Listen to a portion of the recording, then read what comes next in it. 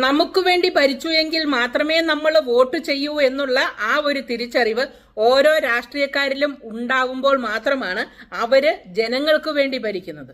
അതല്ല എങ്കിൽ അവര് കുടുംബത്തിന് വേണ്ടി കയറി അങ്ങ് ഭരിച്ചു കളയും.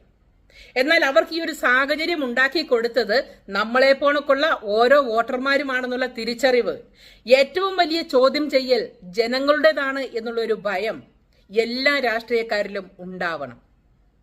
അവിടെയാണ് ജനാധിപത്യം നിലനിൽക്കുക, ജനങ്ങൾക്ക് വേണ്ടിയിട്ട് നമ്മുടെ നാട് ഒരുക്കാൻ ഇവർക്കൊക്കെ കഴിയുക. അധികാരത്തിലേറാൻ എന്തായാലും എല്ലാവർക്കും കഴിയില്ല. എന്നാൽ നമ്മൾ തിരഞ്ഞെടുക്കുന്നവര് ഭരിക്കുമ്പോൾ അത് നമുക്ക് വേണ്ടിയാണോ? നമ്മളാണ് ശമ്പളം കൊടുക്കുന്നത്, അത് തിരിച്ചറിയുക. നമ്മൾ ശമ്പളം കൊടുത്ത് അവരെ ജോലി ചെയ്യാൻ ഏൽപ്പിക്കുമ്പോൾ അവര് നമ്മുടെ യജമാനന്മാരായി അവിടെ കയറിയിരുന്നിട്ട് അവർക്ക് വേണ്ടി ഭരിക്കുന്ന അവസ്ഥ മാറി ജനങ്ങൾ തിരിച്ചു ചിന്തിക്കുമെന്നുള്ള ബോധ്യം അവർക്കുണ്ട്.